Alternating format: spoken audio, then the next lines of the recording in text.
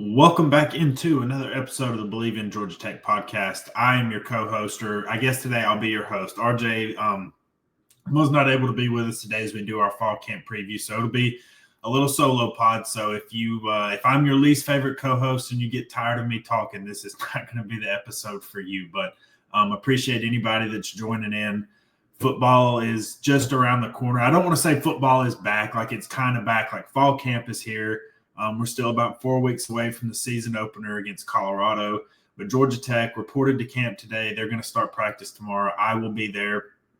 I'm going to be there a couple times this week, splitting my duties with Najee Wilkins. As everybody knows, that's my that's like my number two over at Georgia Tech on that side. Me and him are going to be covering everything fall camp. I'll be there tomorrow and Friday. He'll be there Wednesday and Thursday as we kind of get started here for fall camp. First day on the flats is Saturday, so hope anybody that any pod listeners out there get to go to that. Would definitely love if you do, just definitely in our next episode in the comments, just tell me how it was. I usually try to reach out to people just to kind of see how it was. Past couple of years, everybody's told me it's been fantastic, but that's obviously it's a cool first day. Get to meet players, get to meet Coach Brent Key. So definitely looking forward to that. But, today's going to be kind of our fall camp preview, and it's going to be similar to other previews we've done like this. Me and RJ usually run through the roster as we get to spring practice. Usually when the transfer portal settles down, as much as it can really settle down, and, we kind of get a look at things. But this is the roster that Georgia Tech has going into the season. But before we get into that, of course, if anybody's watching this and hasn't subscribed to the channel, would love it if you would like the video. Definitely follow us wherever you get your podcasts. Leave us a review there. Follow us, or whatever you do over there with the podcast. Definitely love hearing back from you guys. This is going to be my fourth season covering Georgia Tech, and I'm really excited to be able to do it. This is, I think, has a chance to be a special season, and definitely love the support you guys have shown us and along this journey. So I guess we'll kind of dig right into it. There hasn't been a whole lot happening. I guess I do want to touch on, of course, Deion Sanders, Colorado's head coach, held a press conference today with his medical team, revealed he had a tumor, a bladder tumor, but he's now cancer-free. That's obviously fantastic news.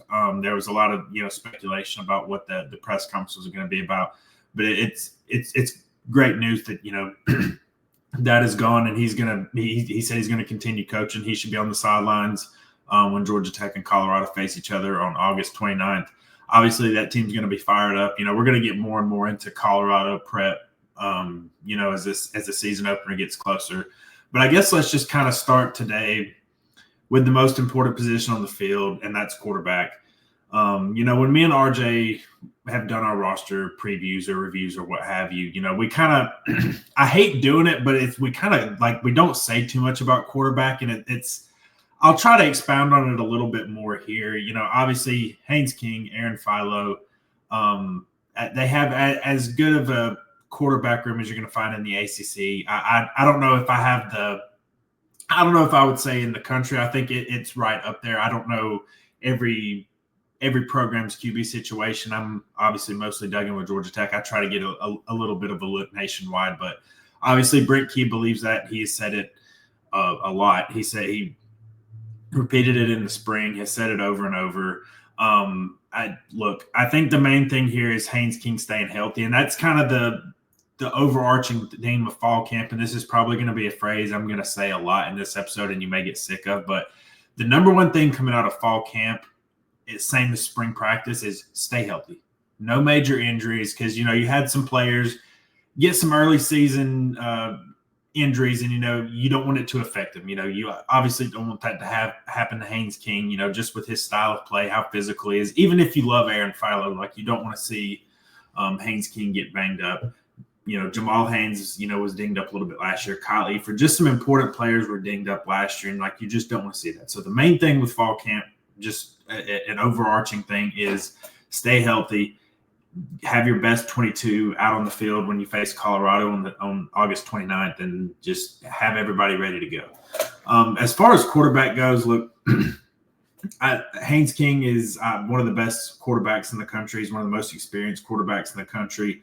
And I do one thing, when I was just kind of going through the schedule and just kind of, still doing my season prep and getting my notes in and stuff, is I think, early in the season, I don't think you have to see Haynes King run as much. And I say that because Georgia Tech's 3 easiest games on the schedule, Gardner-Webb, Temple, and Wake Forest, are all in the first 5 games of the season. So I think you'll see him run a little bit against Colorado. I think he'll definitely empty the playbook against Clemson. But I do think the early season schedule and a little bit of the cushion it gives you does mean, like, hey, I don't have to have Haynes King run the ball 15, 20 times. So that was just something kind of, when I was looking at the schedule, just kind of wanted to pass on. Another thing about the QB room, Grady Adamson's going to be in there for the first time. The true freshman recruit was not able to go, or, was not enrolled in the spring. It was just Haynes King, Aaron Philo, and Graham Knowles. Look, Grady Adamson, you hope, never has to see the field this season, because if he does, that means something terribly has gone wrong. But I do think it's noteworthy, like, you have a new guy on the practice field. And look, there's not much else I can say really about the quarterbacks. Look, I want to see Haynes King continue his efficiency. He improved on that a lot over the past year, from 2023 to 2024, cut down on the turnovers, up the completion percentage. But I do want to see how the vertical passing game improves, because, the net yards per attempt for Haynes King, it's not going to blow you away. And obviously some of that is designed. Like the offense, there's a lot of screens, there's a lot of quick game involved in it, and he's going to get the ball out quickly. And then you had, they took some deep shots. And I think I want to see how the vertical passing game does look, because, obviously Eric Singleton was a big part of that. We all anticipate Eric Rivers being a big part of that with his speed. Obviously with Rakeem Smith coming in, we'll see what kind of role he carves out. But the vertical passing game and seeing if Haynes King can just continue to build. It sounds like a lot of times when you have a player like Haynes King who has been in college for a long time, it's like, how much more can you really improve? I don't view Haynes King as like a top-tier NFL draft prospect. I think he's a really good college quarterback. And it's like, okay, what more can he improve upon? And Buster Faulkner touched on it in spring ball. Like, hey, they want to improve their vertical passing game. Like, that's the top thing they need to improve. Look, we're not going to know that in fall camp. I'm not trying to say you're going to figure that out. But I do think, just as far as my season expectations and what I'm looking for, I think that's the biggest thing. And then, I'm sure we'll see Philo at some points, because, like I said, knock on wood, the games against Gardner-Webb, Temple, and Wake Forest, I think, will provide opportunities for him to get in and play a little bit. But that's kind of what I'm looking for Haynes King: staying healthy, making sure you get on the field, improving the vertical passing game, making sure you stay efficient. Don't revert back to the 2023 version where he turned the ball over a lot. He improved on that so much last year. And that's kind of what I'm looking for him. Shifting over to running back, look, we all know how good Jamal Haynes is. I think he can be first team All ACC if he stays healthy this year. I mean, he nearly had 1,000 yards last year, and he was battling injuries. He is a really, really good football player. But one of the things me and RJ talked about a lot last year was just the lack of a proven number 2 back. Chad Alexander had some moments. Trelane Maddox, he got to flash a little bit in the VMI game. I don't know how much stock you want to put into a performance against VMI, just to be frank. But he had some moments in that game. But then, he was banged up as well. You didn't have like that Dante Smith type, where you had a true 1-2 punch. Look, Malachi Hosley's coming in from Penn. I know the program's really high on him. Alexander, Maddox are both back. You have J.P. Powell as a true freshman. I kind of want to see how the depth shakes out behind him, because I know, and I'm included in this as well, I think Hosley is going to be the guy. But it's okay. How much do Maddox and Alexander factor in? Like, is Hosley just going to run away with the job? Or is it going to be, hey, you're the number 2 guy, but hey, we're going to go kind of by committee as well? That's kind of what I'm looking for. And again, stay healthy. Like, this group's got to stay healthy. And it'll be interesting to see, if Powell can get on the field, because, I think Hosley, Maddox, and Alexander are all good. None of them possess the speed that Powell has. It's just, how good are the other phases of the game? Like, okay, how's it? Like, the big thing with true freshman backs a lot of the time is pass blocking. Like, how good is your pass blocking? Because if you can't pass block as a running back, you just can't see the field. Like, it's impossible. It can't happen. So I'm kind of looking to see maybe if there's some special packages they can get him in, or maybe not even special packages, just find ways to get him on the field and get him the ball in space. Because I do think he can become a guy throughout the year that you can try to get touches on. Who knows? Maybe you see him on special teams as well. But he is the fastest running back in that room, and I'm just kind of interested to see how he could get on the field. Shifting over to wide receiver, I think we all anticipate Malik Rutherford and Eric Rivers starting. I think they seem like sure bets. Rutherford is about as reliable as a receiver as you're going to find in the ACC. I don't know if he's like an all ACC type talent, but like he is a good player. Definitely a very good leader as well. Big things are expected of Eric Rivers, put up huge numbers at FIU. Obviously want to see him do it against Power 4 competition. I absolutely think he can. Like all the things I've heard heading into fall camp is that Eric Rivers is really good. We'll see. It's kind of who else is going to emerge from that. Because, okay, assuming that those two do step up and are the top two targets, neither one of them are bigger guys. And that's where, okay, is it Isaiah Canyon? Is it Dean Patterson? Zon Taylor had a pretty good spring. I don't know how much stock you want to put into spring games, but Zon Taylor did very well. I'm excited to see what he can bring. I loved him when he was a recruit, and he's been developing these past couple of years, stayed with the program, and is going to have a chance to get on the field. Raheem Smith was one of the guys that was kind of a late spring addition. Super, super fast. Going to be I think an impact player on special teams. How much can he work his way into the offense? That's something we'll have to see. And then any of the freshmen, you didn't have some of these guys in the spring, like a guy like Jordan Allen, who is just, again, very, very fast. And Georgia Tech's been trying, like they wanted to add speed because, again, not to keep bringing up Eric Singleton, but, he brought an element of speed and a vertical threat to the offense, because that was Haynes King's favorite deep threat. And it's like, okay, we need to add more speed to this room. He's a guy I'm really excited about. Can he find a way to get on the field? Just kind of the rotation outside of those top two, just kind of who works in. I kind of expect Isaiah Canyon as a breakout guy this year. Like if you made me pick a breakout candidate, I think that he is probably the guy I would choose on the offense. I'm very, very excited to see how he develops this year. And that's probably it for receiver. Moving over to tight end, look, the big question is, how do you replace Jackson Halls, and is there going to be a drop-off? Because like Hawes' importance to the offense cannot be understated. Because, like, again, he was not a big play guy, didn't really contribute too much in the passing game, but, man, he is just a ferocious blocker and just set the tone, set the edge, and just made so many plays. And it was evident, in that Florida State game, he made several highlight blocks, and there's several other clips you can find out there. And I don't know if any of these tight ends are going to be as good as him in terms of blocking, but can you avoid a huge drop-off? Because one of the big things I'm watching on offense this year is just, okay, you have new starting offensive linemen. You have some new guys at tight end, or some fresh faces at tight end, like JT Byrne, who I'm going to talk about in just a second, is a new face. And you have Luke Harpering, Brett Seither's back, Josh Beetham is back.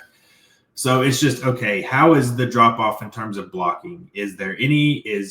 Maybe JT Byrne steps up and is just that guy? Or, there is a chance there's a big drop-off. Like, there's always a chance of that. And I think that's the thing they have to be trying to avoid. Obviously, Brett Seither being back, he didn't play last year because of an injury. Is he, he made some big plays in 2023. He's not like his stats are not just going to wow you. Like, you're not going to sit there and say, well, that's an NFL draft pick at tight end. But he did make some big plays in the passing game. I remember him catching a long touchdown on 4th down against North Carolina in 2023. He had a couple of big catches early in the game against Georgia in 2023. Caught a touchdown pass against Louisville, I believe, in that season opener in 2020. Brent Key's first game as the official head coach at Georgia Tech, and in that loss to Louisville, I believe he did have a touchdown. So, like, he can make plays in the passing game. I'll be kind of interested to see what he brings to the table, and is he all the way back? Luke Harpering, look, he is as athletic as they come as far as tight ends go. Got to see the field a little bit as a freshman. Made a big catch against North Carolina. What's in store for him year two? Like, I think he can be a big weapon in the passing game. Again, you have to be, if you want to play tight end for Georgia Tech, you have to be able to block. I'm not saying he has to be Jackson Halls, but he has to be able to block. And then Josh Beetham is a really good depth guy. He played probably, it was in excess of 100 snaps. I don't have the PFF numbers in front of me right now.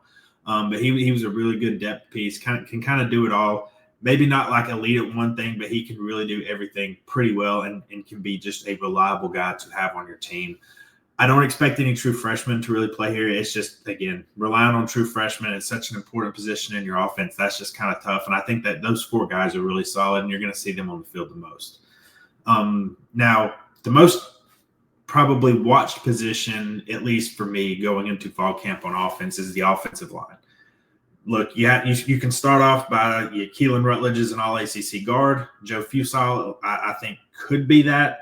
It's one of the better guard tandems, at least one of the most experienced guard tandems, I would say, in the ACC. But you have three other positions that you have some questions on, and one pretty open competition.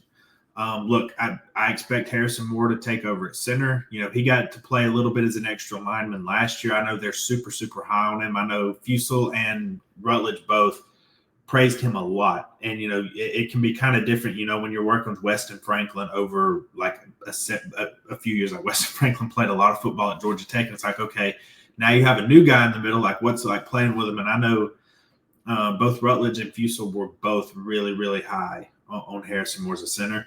But we got to see it. Like, I'm going to say that a lot over some positions. Like, we got to see it. I like Harrison Moore. I think he can be really good. We haven't seen him start as a full-time center yet. We'll see. I fully expect him to be the guy.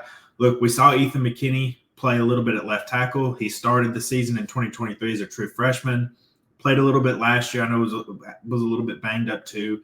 Assume he's going to be the guy. The big battle is going to be at right tackle. Look, in the spring, you had Jamison Riggs, Jordan Floyd. You had Peyton Joseph, the true freshman.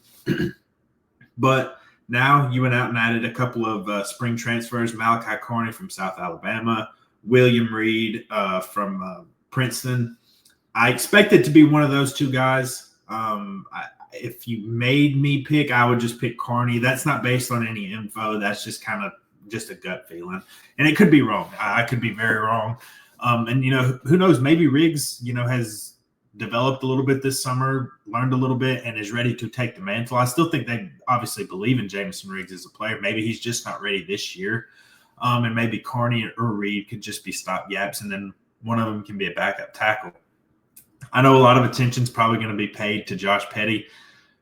Truthfully, I don't anticipate Petty playing much this year. I think this is a developmental year for him. I know he's a 5-star prospect. I expect him to be good down the line. I just think as far as experience goes, I think he's still got to develop, get some weight on him, and I fully anticipate him being a player in the future. But I know there will probably be plenty of questions about, Josh Petty, could he play, could he not? I don't really anticipate it, but again, we'll see. Like, I'm not the vocal here. Like, I could be wrong.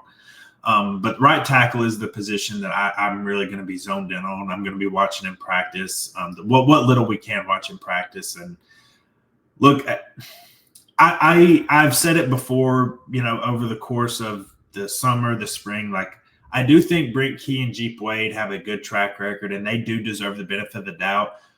But there are questions. Like Harrison Moore has never, again, this group of guys has never started a game together. Like that is important. And I think it's going to be one of the things I'm talking about leading into the Colorado game, because I know a lot of attention has gone to, well, Shadur Sanders is gone, Travis Hunter is gone, a lot of the receivers are gone, and that's all true. And I have doubts about what that looks like. The one position I do think Colorado is going to be pretty good on is their defensive front. I truly believe that they're going to have a pretty good defensive line. I like what they brought back from last year's team. I like the guys they got in the portal. Do I think they're like Ohio State or Texas up front? No, I'm not saying that. But I do think their defensive line is pretty good. And look, I think Georgia Tech's offensive line is going to be fine in the long run. But I do think it is worth watching in week 1 on a Friday night on the road how those group of guys mesh together and how they face what I think is a pretty good Colorado front. But again, just to kind of sum up the offense, I think the offensive line is certainly the most interesting position. But I do think – I hate to keep saying this, but quarterback is I think the least interesting position because we kind of all know what it is there. I think running back, look, watch for the depth battle. What can Malachi Hosley, Maddox, Alexander, J.P. Powell, maybe Shane Marshall, who knows, maybe he can find a way to get on the field. Kind of that outside receiver battle, like who can be the reliable third receiver, and maybe it's, again, by committee. Like I think you're going to see Canyon, Dean Patterson, some of these other guys, maybe the true freshmen can work on the field as well. And then just kind of how the tight ends, okay, is there going to be a big drop-off from Jackson Halls as far as the blocking? Okay, are you getting – I think there's a chance you get a bump up in receiving because as good as Halls was, I'm not going to pretend like he was some dangerous receiver. He did catch a few passes over the middle. I know he had that big catch in the Georgia game where he nearly scored a touchdown, like dragging a guy into the end zone. But it's just about making sure you don't suffer like a huge drop-off, because one thing that's in the realm of possibility and one area that would really hurt the offense is if there's a big drop-off at tight end and the offensive line doesn't mesh, and then all of a sudden you've got a problem with your running game. And look, Georgia Tech's identity is running the football. It is. That's what Brinke likes to do. He wants to run the football. He wants to impose their will and have an established identity. That it could take a little bit. I don't know. Like there's some new pieces in there, and I think that's going to be worth watching. But again, having an experienced quarterback, having an electric running back like Jamal Haynes, and most importantly, continuity on the offensive staff. Buster Faulkner back, obviously just got a huge contract extension. Jeep Wade back, Norvell McKenzie's back, Chris Winkie, Trent McKnight, those guys are back. Nathan Brock, the tight ends coach, I don't think he gets enough praise for the job that he does with those guys. I think that's super important, and not every staff has that continuity coming back. So those are the kind of things I'm looking on offense, and I guess that's obviously a good segue into defense. I think the position that could determine whether Georgia Tech is a legitimate ACC championship contender or just merely an 8-4, 7-5 type team is the defensive line.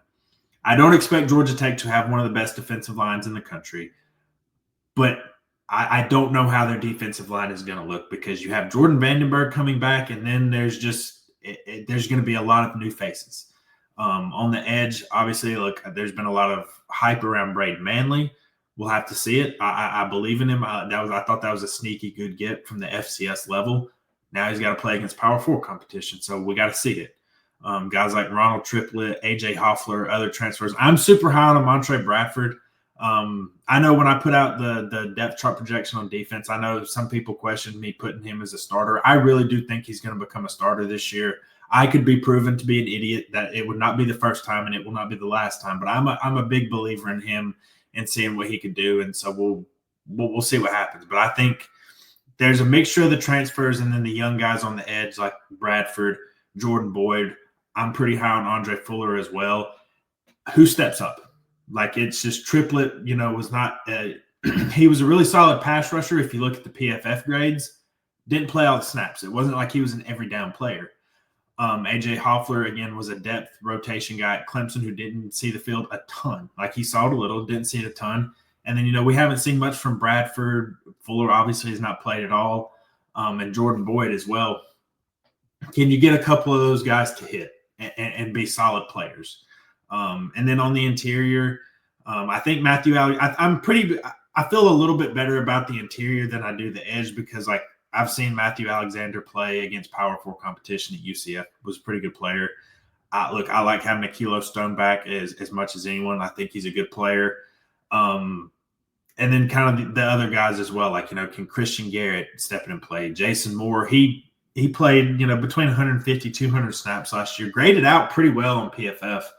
I know not that PFF grades, can be hit or miss sometimes. I'm not saying it's the gospel, but I do try to lean on it a little bit because a lot of those guys do know ball. So I feel pretty good about the interior. Again, I'm not saying I don't think there's a lot of just first round or second round NFL talent on the interior, but I do think you have good players, and against this schedule, I think it can be pretty good. The edge is where I have big questions, because we all know that Georgia Tech's pass rush wasn't good enough last year.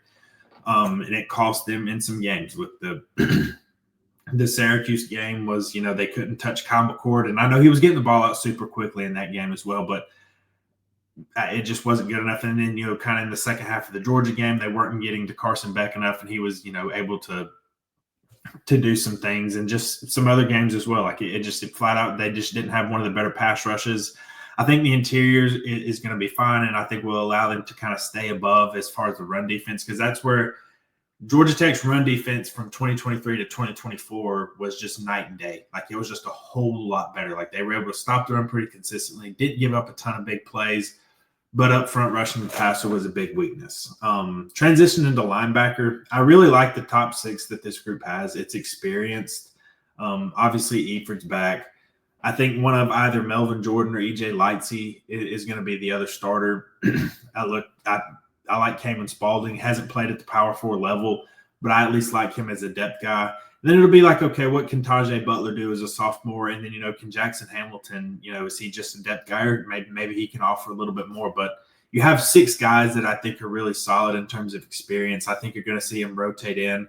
This is one position that has a new coach. Like Darius Eubanks is now the linebackers coach. He got to work with these guys in the spring, so that was obviously huge. So you'll see that continuity there. I'm kind of looking for an improving in pass coverage, because we know the pass defense was not great last year, even in some of their bigger wins. Like it just, they didn't have one of the better pass defenses. Eford is a really good run stopper. This position was a big part of why they were able to improve so much in the run defense. But they have to improve in coverage, because there were games where they would just get isolated, and whether it was against tight ends, running backs, like they would find matchup. The opposing offense would find matchups against Georgia Tech's linebackers and try to isolate them. I think that has to be cut down this year. Like, I think they've just got to improve and take a jump in that area. So it's a position with plenty of experience. I think it's really solid. I don't think it's like phenomenal by any means, but I think this is a really, really solid group that against this schedule can do pretty well. And then there's going to be some position battles in the secondary. This is obviously, you have Corey Peoples coming back as a defensive backs coach. This is the first year for Kobe Jones as a cornerbacks coach. I know Blake Gideon is technically not coaching one single position as a defensive coordinator. He's kind of going around and doing it all, kind of the CEO of the defense type role. But he did coach safeties at Texas. And I do think you're going to see him maybe be a little bit more hands-on with the secondary, especially the safeties. Look, you have a really good experienced duo back there, I think, in Omar Daniels, who once he moved to safety, he played really well, I thought, when he moved there. You have Clayton Powell-Lee. Again, he has started a lot. I've seen him play nearly every game of his, pretty much every game of his college career. I remember when he came on the scene as a freshman in 2022. That was my first year covering the team. So I basically, as long as he's been there, I've been covering him. Super excited to see what he has in store for his last year. Obviously, the other safeties you have, you brought Savion Riley, who was a Colorado transfer as well. He also played at Vanderbilt, I believe. And then you have Tay Harris, who we're all super excited to watch. I think he's going to get on the field in some capacity this year. I really like this safety room just from a experience standpoint. You have a really, really talented player like Harris, who maybe he doesn't get on the field for 80 snaps against Colorado right away and is just a superstar, but I think he will be a star at some point. It's just a matter of, to me, when, not if. And then the corner position is kind of what I'm interested in. Look, you have Amari Harvey coming back. I think he is obviously a lock to be a starter, but it's who is that other guy, and how can kind of these guys mix and match between nickel? Because I know you have to be able to play every spot. Like, you have to play to the boundary, to the field. You have to play nickel, and they want all those guys to be able to play those 3 spots. Look, you brought in a lot of transfers in the back end. Kelvin Hill from UAB, who was here in the spring. Daquan White was here in the spring. Jaron Gilmore, who was a spring addition. I'm kind of interested to see what he brings. Another true freshman to watch, Dalen Pinson. He was not able to be in the spring, but he is a freaky athlete. And I think, again, it's, to me, a matter of when, not if. Like, it's going to happen at some point. I just wonder, is he going to get on the field day one? And then, John Mitchell, the transfer from Penn State. I'm interested to see what he brings to the table. Just kind of, I'm at the cornerback in the nickel position. I obviously got to mention Rodney Shelley, who has played a ton of football at Georgia Tech. Just kind of where these guys end up. Like, how does Corey Peoples, Kobe Jones, and Blake Gideon kind of sort this group out, and kind of how do they line them up and play? I'm very interested in that. And you have some things to figure out early, because while Colorado's passing game I'm not very high on, you're going to face arguably the best quarterback, receiver, and like maybe the best passing attack in the country when Clemson comes to Georgia Tech in week 3. Like, that's something you need to figure out pretty quickly. But again, I think they'll have some time to kind of get adjusted. We'll see how they mix and match and all that stuff. And then to kind of wrap it up with special teams, look, Aiden Burr is back at kicker. Look, he needs to be more consistent. That everybody knows that. He's got to be a little bit more consistent. The talent's there, but he's just got to be a little bit more consistent. More like his 2023 version, which, again, wasn't perfect, but he had some accuracy issues last year. Marshall Nichols, I thought, was a great pickup in the transfer portal, the first transfer portal window, coming over from UNLV. You never hear Brent Key talk a ton about, like, he did talk about, David Shanahan a little bit, but he really went out of his way to praise Nichols in the spring. I think he can be pretty good. Having a good punter who can flip the field if you get in trouble on offense and just be able to do those things is super key. Really excited to see. Okay, maybe saying I'm excited to see a punter is the bad thing, because you want to see as little of him as possible if you're a fan. Like, that's like you want the offense to be able to score as much as possible and stay on the field. But that's kind of the special teams. I'm kind of interested in how the returner situation works out as far as both punt and kick returner. I don't really have any gut feelings there. And then I guess to go back, kind of summarize the defense as far as big questions.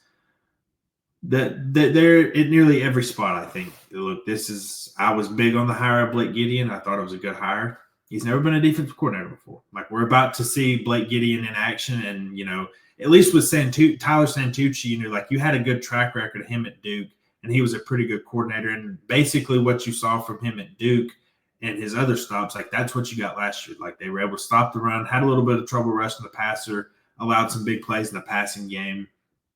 Now I'm going to say, all right, how is that different? Like, Santucci was more of a linebackers coach. Now Gideon's a little bit more of a safeties coach. Like, are we going to see maybe an improvement in the pass defense? Hopefully there's no regression in the run defense. But just how Blake Gideon goes about and calls the defense and how they play, just, again, it's a question. And I'm not even saying that in like a bad way. It's a question. We haven't seen it yet. Obviously, the pass rush, the edges, I'm super interested in that. Like, you have a mix of transfers and young guys. Who's going to step up? And then the battle in the back end for the cornerback spot, for the nickel spot. Look, just kind of seeing how all that plays out. You have experienced guys at linebacker, safety, and along the interior, but it's kind of how do those other guys shake out? Because I truly do think the difference between Georgia Tech being the team that they've been the past couple of years, a fun team but a flawed team, to going to competing in the for an ACC championship and getting in the ACC championship game. Like, obviously there's some spots on the offense, but the defense that's where I have most of my questions, is how good can this defensive unit be? So yeah, that's kind of my breakdown of the roster. Again, fall camp begins tomorrow. I will be there tomorrow. Brent Key is set to speak afterwards. I will, of course, be there for that. And we'll bring you guys all of that coverage over at Georgia Tech on SI. I would imagine the amount of people who listen to this podcast are also readers as well. No, just the familiarity with me. Super appreciative of anybody that is. And again, if you're watching this and haven't subscribed to the channel, would absolutely love it if you have. We're trying to get towards 900 and 1,000 subscribers. Hopefully, maybe before the season starts. That may be a little bit ambitious, but we do appreciate all the love that you guys have shown us and the growth of the channel and everything. And look, I love covering Georgia Tech. We love talking Georgia Tech sports. And football season is near, so definitely appreciate you guys doing that. But that's going to wrap up this episode today. I hope nobody got too sick and tired of just hearing me and not, RJ as well on the pod. Doing solo pods is not always my favorite thing, but just appreciate you guys that are tuning in and, listen to me ramble on for nearly 35 minutes talking about Georgia Tech. But I'll try to give you guys as many updates as possible throughout the week and try to have as many episodes as I can. And I will see you guys then. Thank you.